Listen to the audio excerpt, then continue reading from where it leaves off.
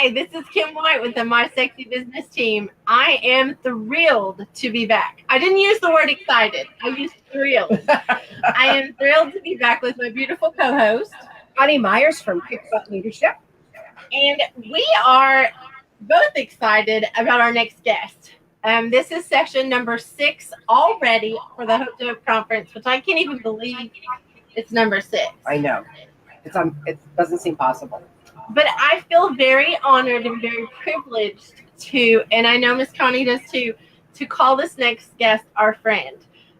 He has done so many incredible, amazing things to give people back their lives, is what I think of, is they have a place to be free, and a place to be at peace, and a place to, come to terms with things, I guess, is a good way to put it. I'm hoping I'm describing it properly. But he is the famous meditation dojo himself. He has created multiple businesses. He's done all kinds of things that are just incredible. He's traveled the world. He's a speaker. He's an author. He has online courses.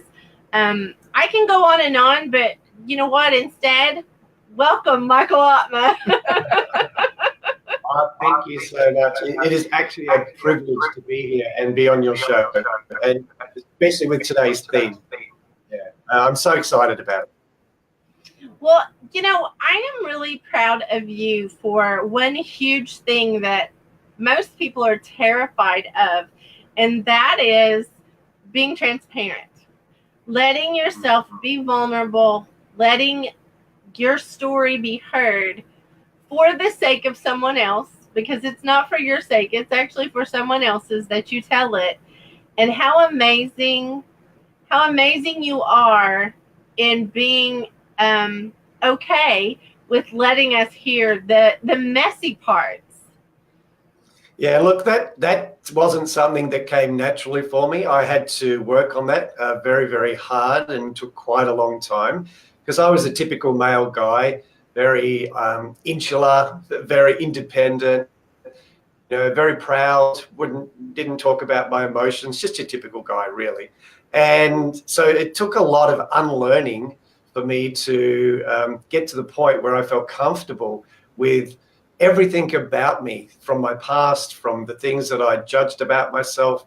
It took a lot of work and unlearning about just how to be vulnerable and how to express myself and be honest about what was going on for me. And I call that getting in touch with my feminine side. So it's like, and now I help guys do the same, because a lot of guys come to me and say, you got a good balance going on there of masculine and feminine. So, do you do martial arts, and you got businesses, and you go to the gym, and yet, you can really relate to people and women and other people on so many different levels, emotionally and with sensitivity. How does that work? How do you do that? So, yeah, it's not a skill. It's really a process of uncovering, getting what I call false ideas that, we kind of learn as we grow up, that are true about these stereotypes of what a man or a woman should really be, instead of just being ourselves and being natural with ourselves, and allowing ourselves to be okay with all those things about us that perhaps we've held on to in shame and fear,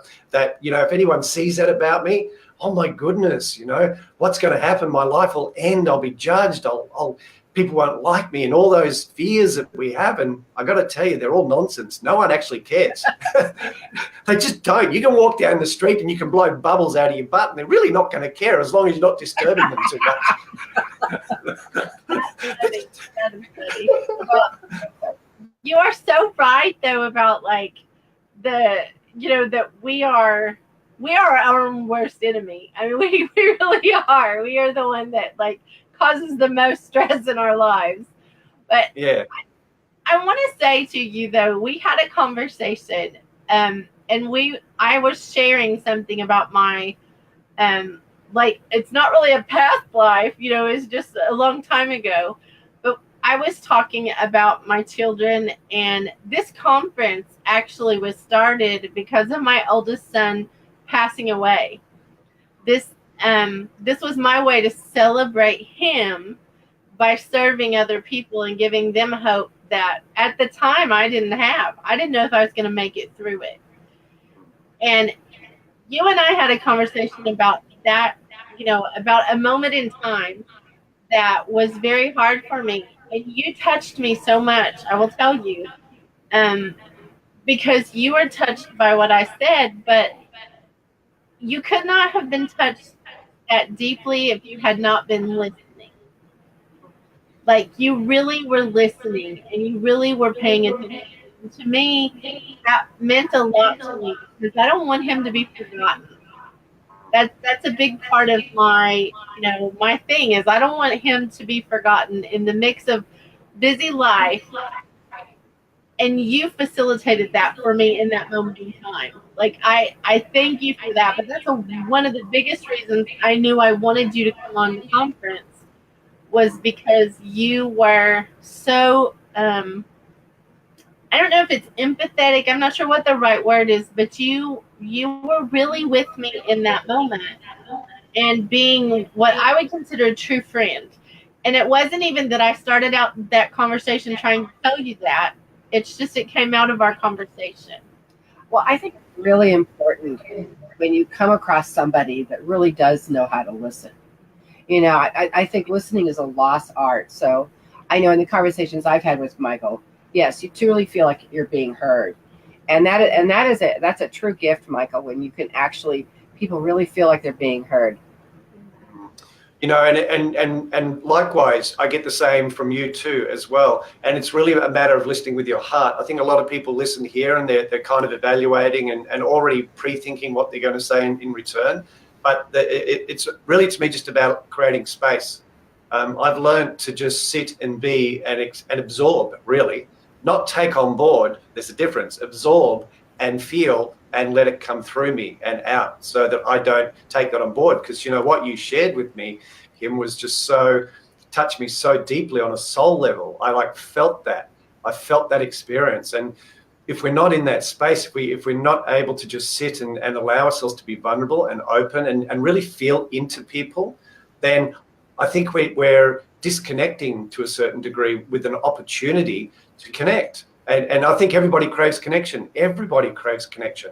And honestly, if you're listening right now, whoever's listening, I would encourage you to spend more time connecting with every single person you meet, because there's no accidents. Everybody that comes into your life, loved, known, unknown, every single person that comes to you is a gift. And that gift is found in the connection and the space that you create to just allow them to be. And just see what's there between you. Just see. Don't have a preconceived idea of how it should be. Just let it be what it is. And it might take 1 minute. It might take an hour. It doesn't matter. What else are we here to do except connect and remember who we are? That's a great way of putting it. Very good. Very, very good. Yeah. Well, my second part of what I want to say to you is that day impacted me for two reasons, because that was only the first part of it. The second part is you got even more vulnerable and shared what I've asked you to share today, as far as your journey to where you are now. You're extremely successful now. You have all kinds of things going for you now that have not always been there. And when you told the story, I'll just tell you, you impacted me deeply, and I wasn't in that position. You know what I mean? It wasn't, but I've been in that position. Yeah. So, would you like me to share that again? I'm very happy to, if you'd like. Yeah. For me, yeah. Look, to set the scenario, I was in a very well-paid corporate job. I traveled the world. I worked in an airline. I traveled the world, and I had a great lifestyle. I had great friends, great lifestyle. Stayed in 5-star accommodation. So, I was 25 at the time. So I had this amazing life. It looked amazing from the outside, but even during that time, I still felt like there was something missing. It didn't feel like this was my life. It didn't feel like that was my purpose. But I was living it up. And drinking a lot of alcohol. So, I had the party life too. I would say I was an alcoholic at that point, even though then I wouldn't classify that. I would just say I was a social drinker. But really, when I look back, I was drinking a bottle of spirits 3 or 4 days a week. That's a lot, equivalent of. So, I was literally killing myself in this job, and I didn't know that. 25, I thought, hey, I'm young, I'm single, I'm traveling, this is awesome. And anyway, one day, literally one day, and by the way, living this lifestyle, I hadn't saved any money. I was spending all the time, spending. I never thought about the future, really. And so then one day, it all went away. Just literally overnight, it all went away. In a heartbeat, my life was turned upside down. I lost my job. I got retrenched from my job. So that left me with 6 weeks worth of income, really. I had no money saved. So that gave me like a 6 weeks worth of income that I had to draw upon. So that went. And at the time, I was in a relationship, and that was pretty shaky too, because I was traveling all the time, and there wasn't a real strong connection there. And I wasn't really all in anyway. I was kind of like, So I wasn't all in. And that wasn't working either. So when that happened, my partner decided to leave me. Well, now I'm not working and making money. Why should I be here? So she left, and we were engaged.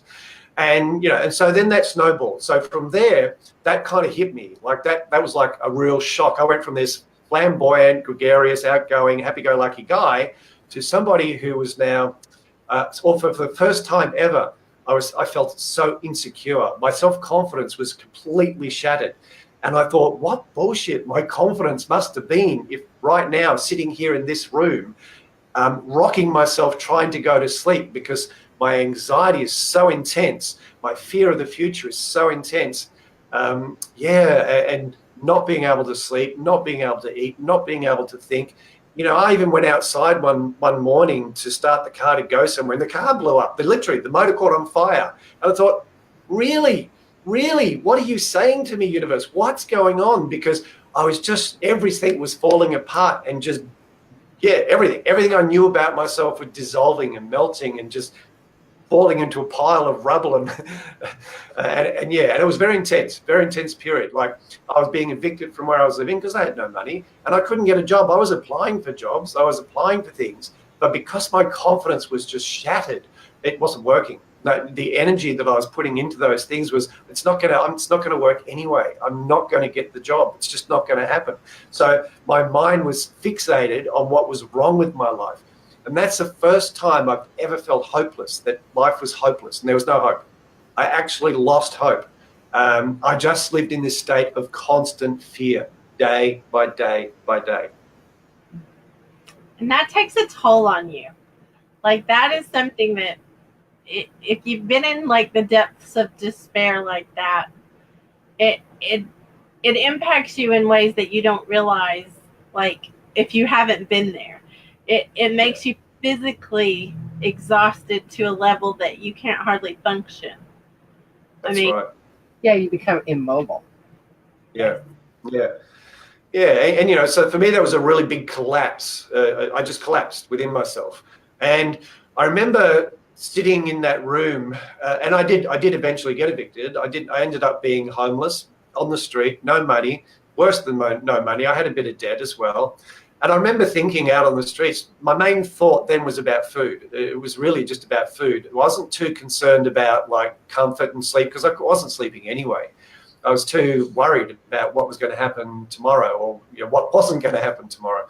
So I remember sitting there in a park, and I was thinking about this concept about fear, because I'd never felt fear. I felt adrenaline fear before, like fear of heights and stuff like that, but I'd never felt this internal fear that I couldn't get away from. And I recognized that was coming from my head. I actually recognized that it was my thoughts that were driving me crazy, and that's where the issue was. So I started asking myself the question, how do I get through this? How do I get over this fear? How do I handle this? But then the question changed. I had a new question that popped up in my head, and the question was, well, what's the opposite of fear? And I thought about it for a moment, sitting there in the park, and I thought, well, love, obviously, love. And then I started asking the question, so what is love? If love is the antidote to fear, what is love? So that became my quest. From that moment on, that's when hope was born again inside me. I asked a different question. What is love? I needed to know the answer. I would just walk up and down and around that park, and what is love? Show me love. Show me love. And I'm talking to God, talking to the universe. It doesn't matter. I was asking, what is love? Show me love. I need to understand love. And that's when all the miracles and change and transformation started to happen. And it was instant, right? It just, you ask it and then just instantly you were like a millionaire. Oh, I know. maybe in the movies, you wave a wand, bing, little fairy pops up. Yeah. Instant. Yes, instant looks like 10 years. Well, no, in this case, it was about 3 years. But yeah, so what happened next was all these experiences started coming my way. So, and experiences are an interesting thing, because experiences can look like different thoughts, or, your intuition starts to prompt you or urge you to go this way or go that way instead of going that way. And so all of a sudden I just had this idea, well, okay, I need money. How do I get money? I need money to get food. How do I do that? I don't want to be a beggar. And then just this voice in my head said, well, just go knock on the doors of wealthy people and ask them if you can do some work for them. Well, there's an idea. So I chose a wealthy suburb, and I went and I just knocked on the doors. Literally, I'm going, okay, it sounds crazy, but I'm listening to my intuition. I knocked on the door. Guy answers, yeah, hey, what can I do for you? Oh, look, I'm just wondering. I noticed you got a lot of windows. Do you need your windows cleaned? Oh, actually, yeah, probably do. Do you have any equipment? No. And I thought, yeah, there, okay. Note to self: need equipment.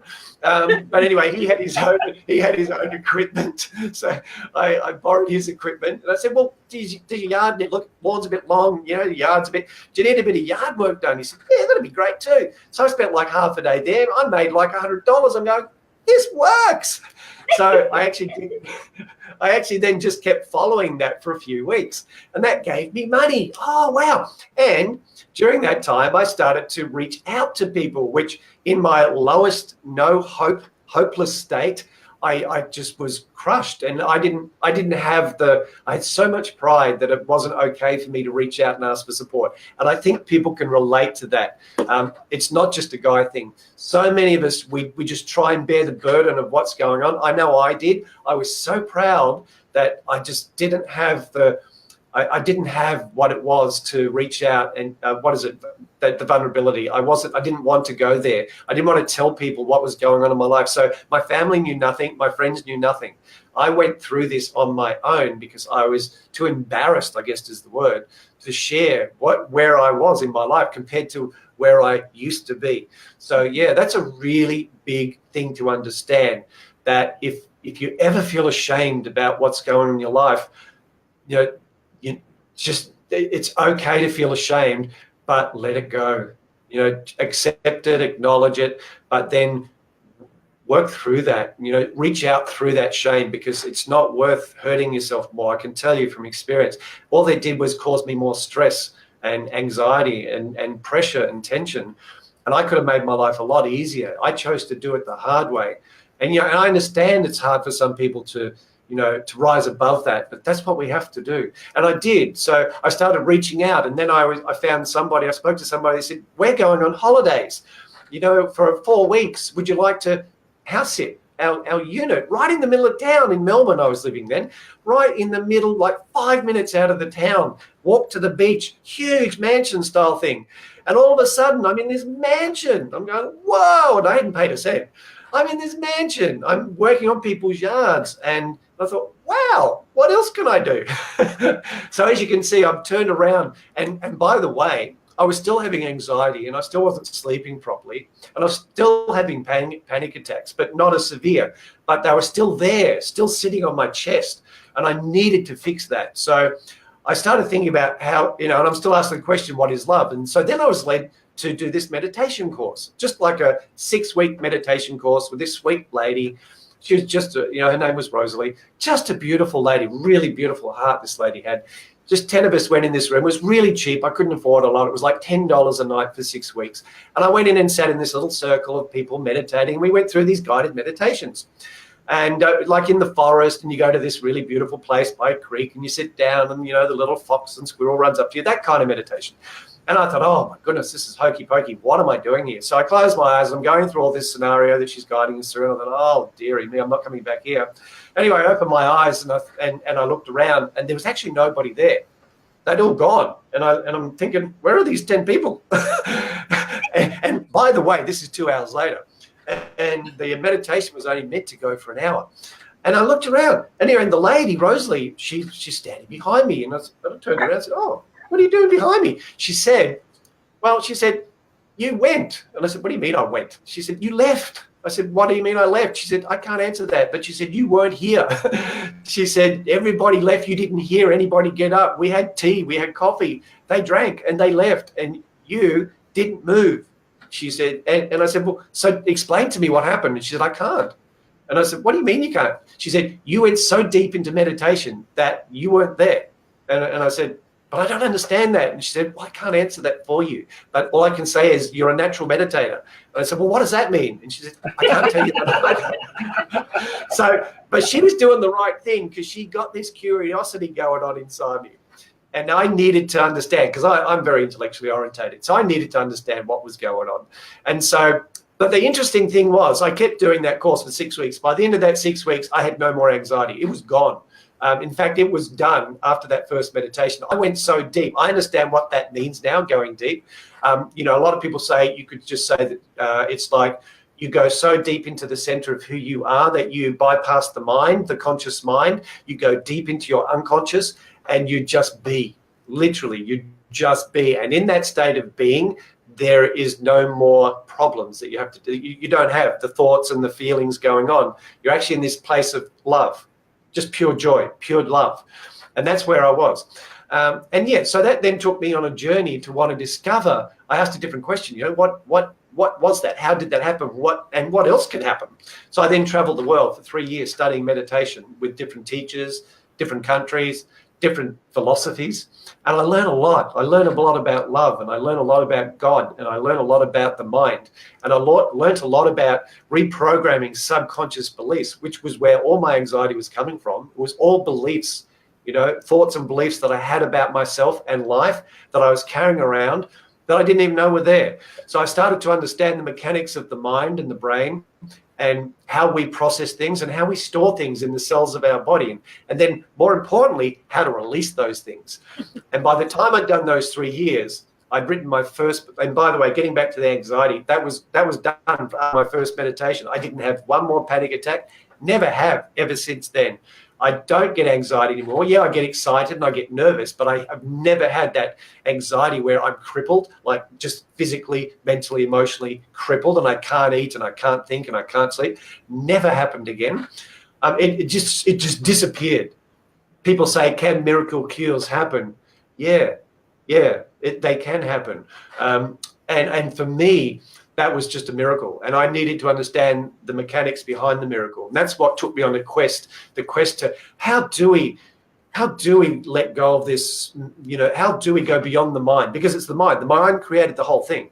And I see now people every day that are so stuck in this world of their thoughts, and it creates addictions, and it creates pain, and it creates suffering, and it creates violence, and it creates fear, and it creates holding back, and it creates all these things. Everything in the world that's wrong with the world, it comes from people's heads, literally. So yeah, I wanted to learn about that so I could not only heal myself, but I knew by this stage that this was my purpose. I knew that I'd found what I was here to do, which is to help people to heal their lives from the inside out. I knew it. So I wanted to learn everything about the mechanics of the emotions of the mind, because those are the things that people have a disconnect with, their thoughts and their feelings. That's what disconnects them from love and happiness and joy. That's the only thing that does. And then their bodies suffer, and then their relationships suffer, and then their finances suffer, and then their sleep suffers, and then their health suffers. So I wanted to understand that. So yeah, that took me on a 3-year journey. And during that time, I was writing a book. Literally, my creativity just exploded. All the work I was doing on myself, the transformation work, suddenly my creativity, I call it our inner creative genius, it just exploded. And I had like a book just sitting there, and I had to write it down. I wrote it down in like 6 hours. And I finished the first edit in 6 weeks. And that's unheard of for most people in writing. It takes normally 6 months to a year to write a book. So that just poured through me. It just poured through me. And then I started learning all these other skills. I just then started following my passions, and money wasn't a question. As I was learning, I was teaching. I was coaching, I was running workshops. People were asking me, how did you do this? How did you do that? And I was teaching people what I was learning, because I find that's a really powerful thing to do. Not only was that reinforcing what I was learning, but I was also sharing, okay, how did I go from being broke to now making, $100 an hour, $200 an hour? How did you do that? How did you go from not writing a book to writing a book? How did you go from not having a business to having a business? I was a corporate guy. I had a corporate mindset. I have a job mentality. You go and you trade time for money. Well, then all of a sudden I'm an entrepreneur. Whoa. And so how do you go from being hopeless and, rocking yourself to sleep in a one-bedroom unit where you're about to get thrown out of, and then living in the park for a while, to now being an entrepreneur, traveling the world, making money doing what you love? It's like, how do you do that? Well, it started with that question, what is love? And that's the question that drove, and still today, I'm still asking the same question. Show me more of what is love. Always, because I haven't found an end to it. And the deeper I go into love, the deeper that the universe, God, shows me love, the more I can share that, and the more I can help people go to where I now live on that, what I call that depth of being, that inner peace, that blissful, happy, joyful. Like, for example, I don't get depressed. I just don't get depressed. But I work with people with depression. I don't get anxious, but I work with people that are anxious. My body is radiantly healthy. Why? Because I love my body. So you can apply it to every area of your life, every area. I have no enemies. I don't hold grudges. I forgive everyone and everything constantly. And then there's nothing to forgive anyway. So yeah, I could go on, but I hope that gives you a bit of an insight and you can feel that where I came from to where I am now, oh my goodness, this is possible for anybody, no matter the circumstances, anybody. Let me ask you, when you're really learning about meditation, you mentioned forgiveness a couple of minutes ago. How much of how you meditate has helped you to learn about forgiveness? That is a really good question. And, to me, meditation is the ultimate forgiveness. So there is the application of forgiveness, which is thinking about somebody or something, or even yourself, and then allowing yourself to feel the feelings that come up around whatever that situation or experience was, and then allowing that to be okay, which is real forgiveness. It's just, I forgive myself for doing this, or I forgive myself for not doing that, or I forgive this person for that. And then feeling that. So that's the application. That's kind of like the external way of doing it. But for me, meditation is the ultimate forgiveness, because you can take anything, any part of your life, any experience that you've had, and, from a religious point, it's kind of like you offer it to God. In meditation, you just offer it into the meditation. And, to me, meditation is like a channel. It's just like it's a conduit that you can take anything into it and it gets absorbed, and oftentimes it just gets resolved or released. It's almost like a form of prayer, except it gets answered instantly if your intention is pure and true and honest, and you take that in. For example, if I wanted to forgive myself, I've done all my forgiveness work, but I got to think back now about something I'd need to forgive in the past. But if I wanted to forgive myself for, let's say, yelling at my sister when she was little or whatever, because she was doing something that was annoying me, I'm just making this up. But if I wanted to do that, I wasn't able to talk to her because, let's say, for whatever reason, she's not around, then what I can do is I can just go into a meditation and take that intention to forgive myself for being angry in that moment and for yelling at her when all she wanted was to be loved. And I just take that in. And in meditation, you feel feelings, and sometimes even deeper. So, I might cry around that, but that's the release. I just take that in and give that to the meditation. So that's a really good question. Meditation is like this beautiful place that you can just go and sit and you're bypassing all the mental, physical, emotional stuff and going straight to the source of, your inner self. Well, I think there's a lot of people that don't believe they can meditate. There's a lot, and I think a lot of those same people don't think they can forgive. And really, truly, I think that what you're expressing is exactly the way that it needs to be done. So, do you go deep every time you meditate? I do well, the answer is yes and no. It depends on the meditation. Sometimes I do mindful meditations while I'm walking, while I'm eating, while I'm drinking.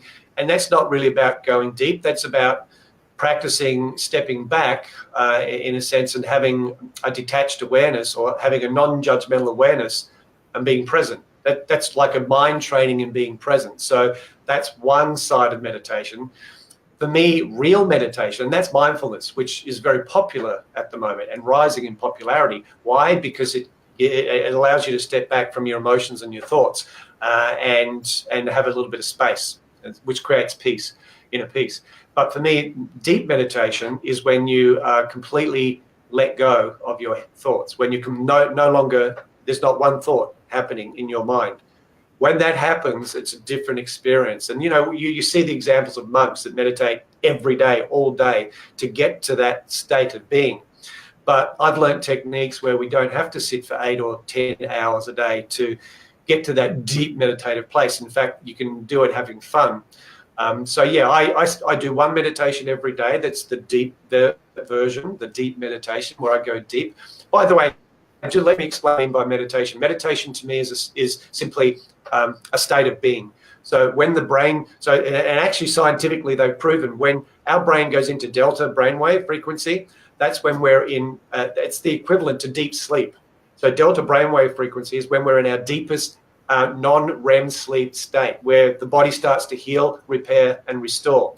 Meditators that do deep meditation consciously put their brain waves into that delta frequency state, and their body goes into that same repair, restore, recharge modality. And the bonus of being in that state is that you don't have any thoughts. And when thoughts are the only things that create stress in our lives and suffering, only thing. When suddenly you're faced with no thoughts, imagine looking at the sky and it's full of dark grey clouds. That's our mind when we're having a bad day. Now imagine looking at the sky with white fluffy clouds. That's our day when we're having a good day. White fluffy clouds we like, yay!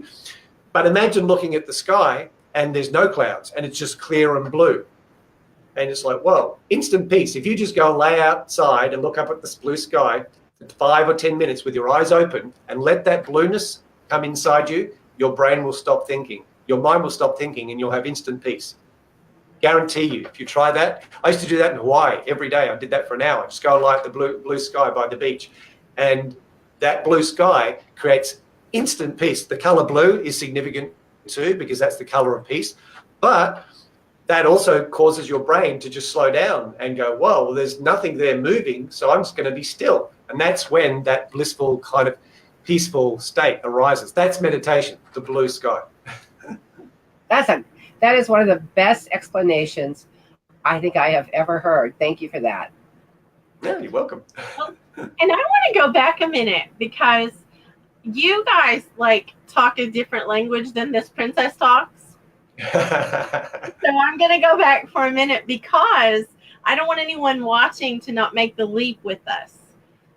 To go from back where you're talking about being distraught to talking about laying down with no concern whatsoever and looking at the sky, that's a huge leap for someone that's hurting. Yes. And I want to go back to that place for a minute of what can someone do if they find themselves in that position of feeling hopeless, feeling distraught, feeling depressed, feeling all those things that, that all of us have felt in some capacity. How do we go from there to getting up?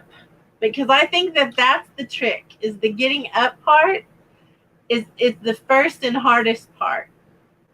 And Kim, you know the answer to that. I know you know the answer to that really well, as does Connie, because you did it.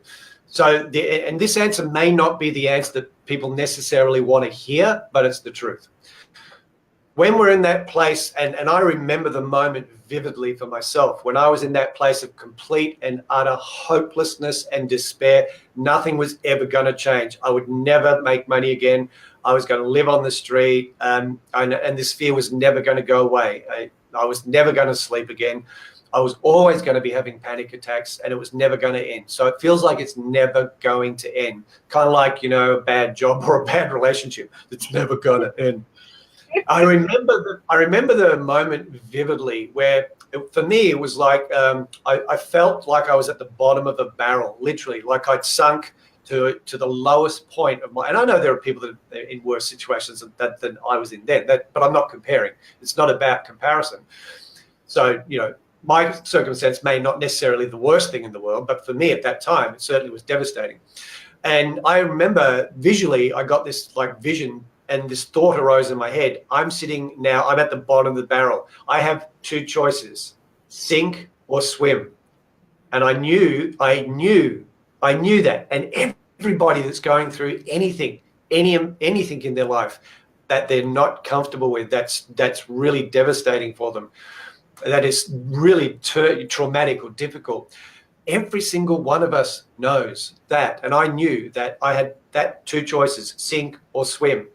And then something inside of me, I made a decision. I decided to swim. I decided to push up from the bottom, because I knew there was only one place to go from where I was. I could either become like a alcoholic living on the streets, and drowning literally trying to avoid my feelings, which is what I see a lot of people do. They just don't want to experience their feelings. So there's actually two parts to this question now, as I'm thinking. First part is, you need to make the decision that your life is worth living. You actually need to make that decision. No one can make that for you. I made that decision for myself. I wanted to live. My life wasn't over. I knew my time wasn't done.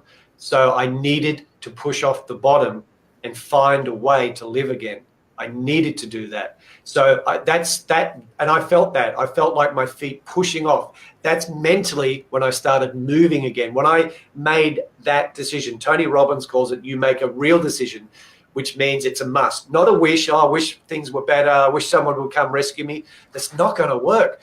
It has to be a must. I'm going to live, and I'm going to do whatever it takes to get my life back on track again, whatever it takes. So number one is you make a decision. And number two is to understand that you're not your emotions. These emotions that we want to run and hide from, they're the things that'll kill us. Honestly, they're the demons that everybody is running from, is those suppressed emotions. You need to understand that your emotions are not bad. They're not going to kill you. And to find a way to allow those emotions to be okay in your life.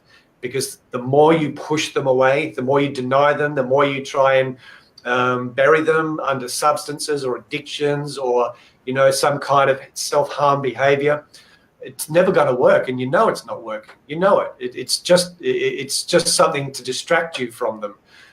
The real key to healing is to go through those emotions, is to walk towards them. They say you got to feel it to heal it. You've got to allow them. And when you make that shift as well, when you start to go, you know what, I'm not gonna bury my feelings anymore. I'm going to be where I am. And that means not being fake. If you're angry, be angry. It's far healthier to express your emotions than it is to hold them in. That's what kills us. Expressing may not look pretty. Find ways, though, you feel safe to allow those emotions out. Like screaming into a pillow is a great idea. Beating a pillow is a great idea. Don't hurt yourself and don't hurt others. But you need to find a way to be in harmony, to have a relationship with your emotions where it's not about suppressing and denying, because that's the danger. So those are the two things that I did. I found a way to be okay with my emotions. So, I'd been suppressing anger. I was angry at myself. So I had to find a way to deal with that. And for me, it was just walking. I would walk my anger off. I wasn't pushing it down. I wasn't beating myself up. Oh, you idiot. Why did you do that? You should. So, that inner judge that wants to keep beating you up. So, yeah, I walked that off. I heard the inner judge. I felt the emotions and I allowed them. Yes, I feel angry. Walk, walk, walk, walk until I didn't feel angry anymore. And crying, crying is the biggest healing tool on the planet. Let yourself cry. Honestly, if you feel like your life is at the bottom end, then don't think about it. Feel it. Really feel it. I promise you, if you allow the pure feeling to come through you and you just collapse into a little ball, you're not going to die if you cry. And cry, let it out. I cried once for 40 minutes. And you know what? At the end of that 40, I was huddled in a little ball in my room, crying. And at the end of that 40 minutes, I felt light for days. I felt this lightness and peacefulness for days. This silence, it was so beautiful. So crying is a gift. Anger is also a gift. It's not a bad thing. We're taught it's bad. It's not. That's nonsense. Anger is healthy. What's wrong with anger is when we project it onto other people and blame them for it. No. So it's about becoming responsible for your emotions and being okay with them. Guarantee you, those two things are what gets you out of that place of hopelessness and back into hope, and more than hope, back into living again. Well, I agree, because I know whenever I went through something similar that we were talking about before that brought up this whole thing was that was the thing I had to decide. I was looking at my babies and I had to decide if I was going to do something different, because what I was doing at that moment wasn't working. My babies and I were homeless at that moment, and I had to figure that out. And I think that making the decision that life was bigger than just me. It wasn't all about me. It was getting up and doing something, and I can tell you I cried plenty. That's as a mama, that's not what you ever want to have a story to tell. That's not the thing that you ever dreamed about when you held your babies when they were little. You didn't dream about, oh, I can't wait to put them to sleep on the concrete floor of a warehouse.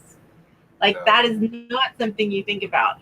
But when you're in that moment and you have those emotions going on and you do make that decision to get up and you do make the decision to do something different, it's messy, but it's doable.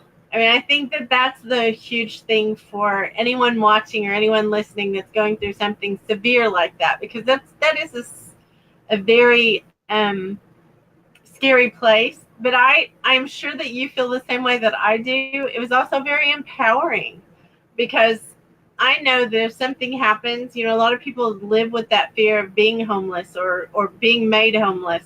And I have to tell you, if I'm homeless, I made it.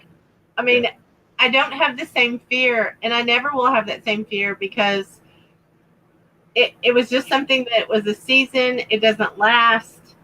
And I have 100% success rate because I'm still here. Yeah. Exactly.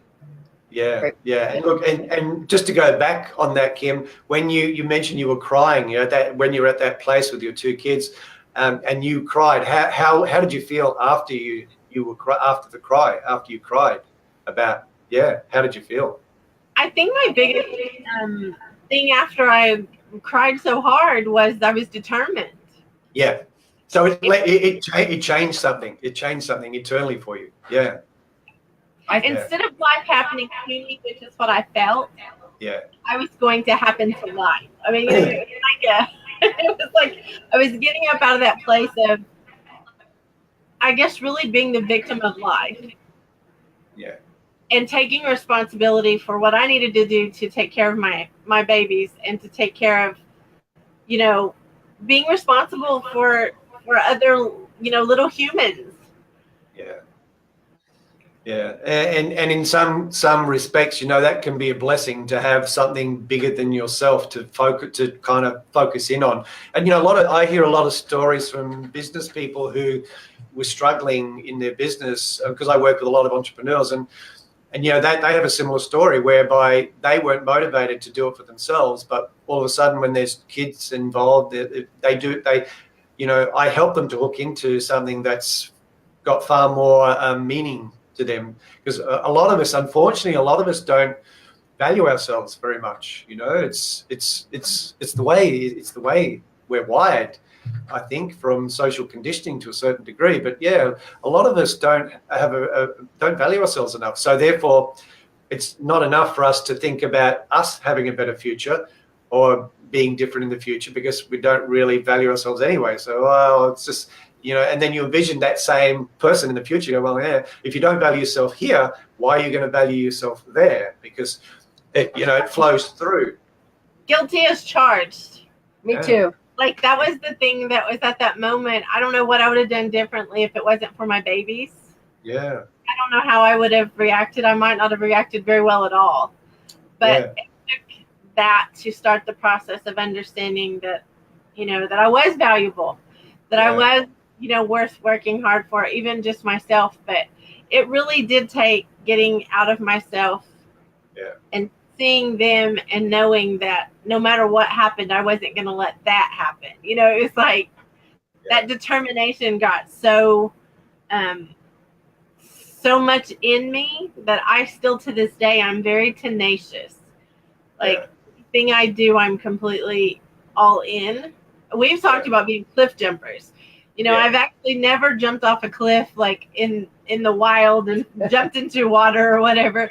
But I am definitely a cliff jumper in other areas. And I think it came from those moments. I think it came from that time of realizing that I survived that. Yeah.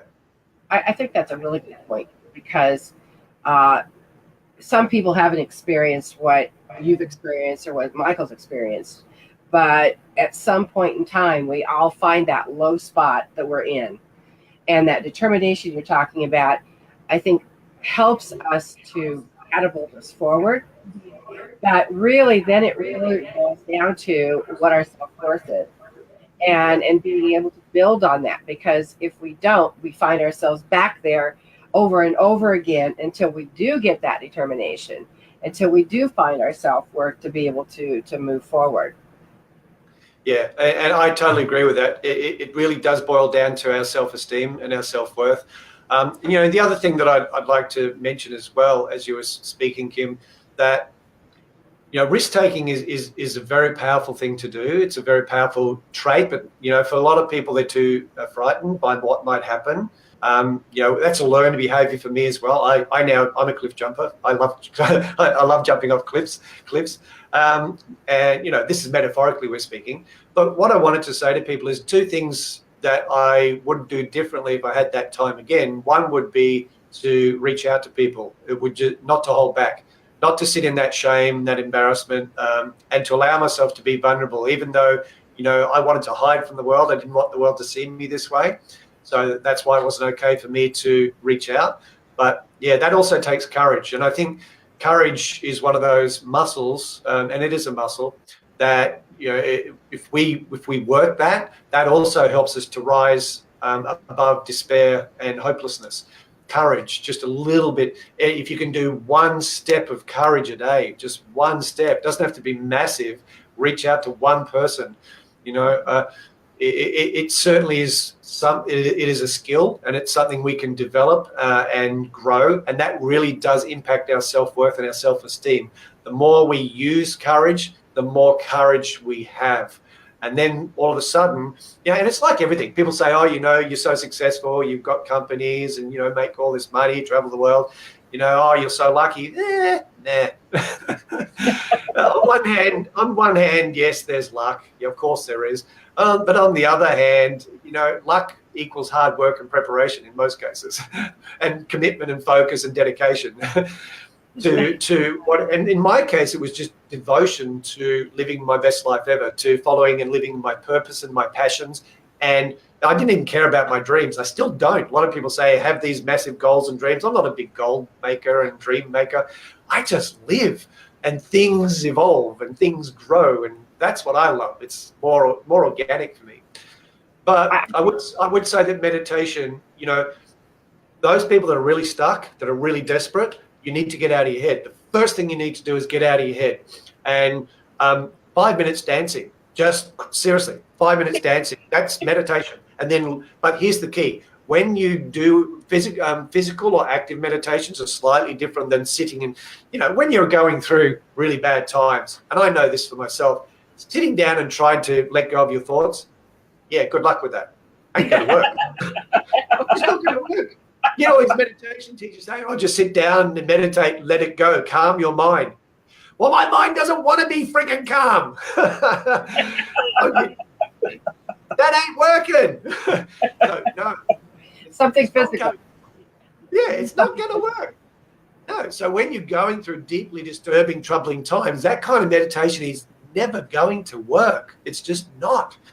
So you need to move your body, dance, shake your body, go for a walk, go for a run.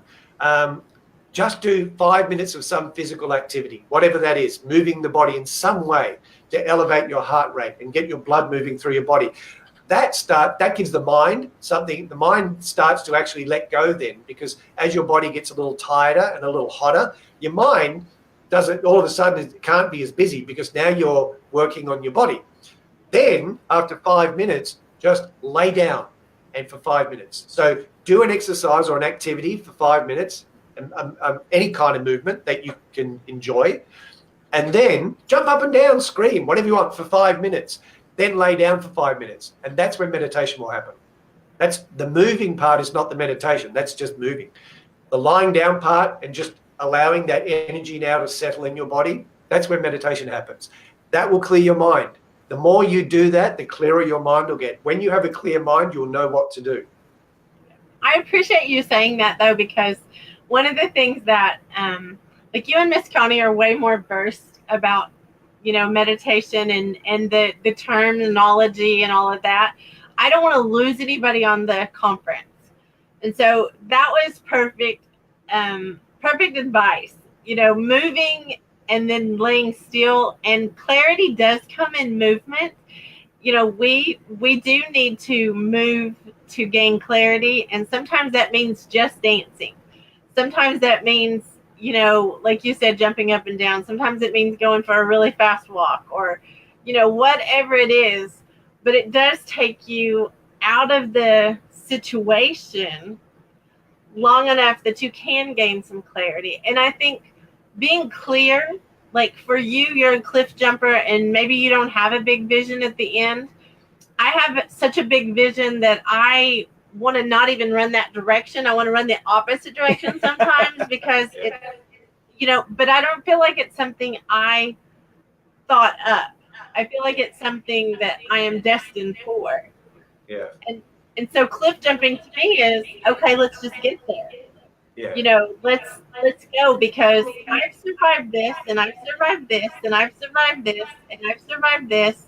So what is one more cliff to jump off of? What is one more thing to do at this point? And, I don't want to make light of anyone's situation because being down and depressed is horrible.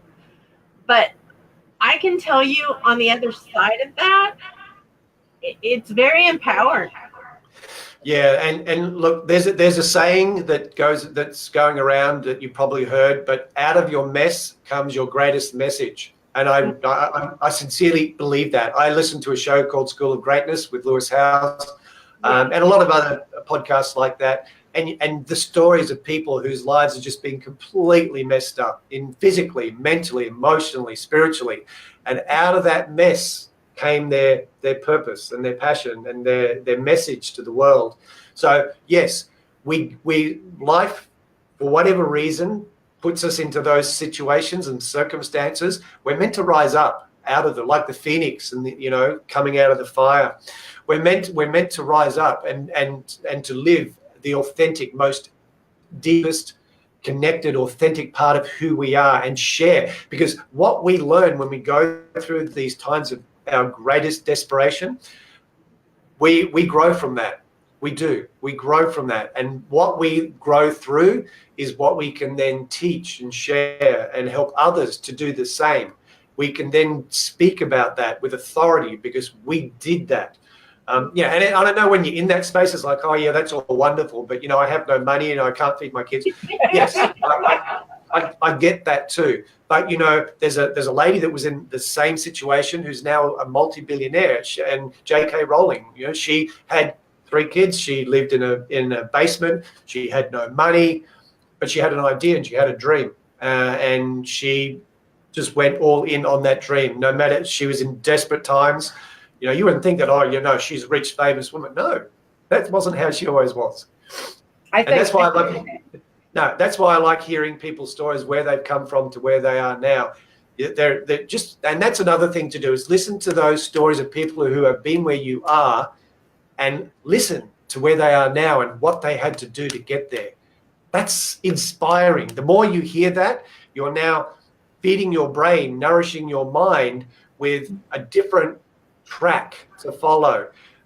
Understand that in those times of desperation and hardship, we tell ourselves stories about our circumstances, and those stories become grooves in our mind, and we just play them over. And this is what I'm talking about me here. When I was in anxiety, it was a constant story of, I have no money, I can't afford to eat, I can't afford to do this, I can't, and everything was, I can't afford, I can't, and I'll never get a job, my life is over, I'm never going. So I had these grooves, these stories, these mental stories. That's what drives us crazy. We need to create new stories, and we need to interrupt those stories. That's why meditation and moving and whatever you can do, listening to podcasts, start to create new stories and to break the pattern of those existing stories. The moment those stories stop, your mind is clear, your energy rises up.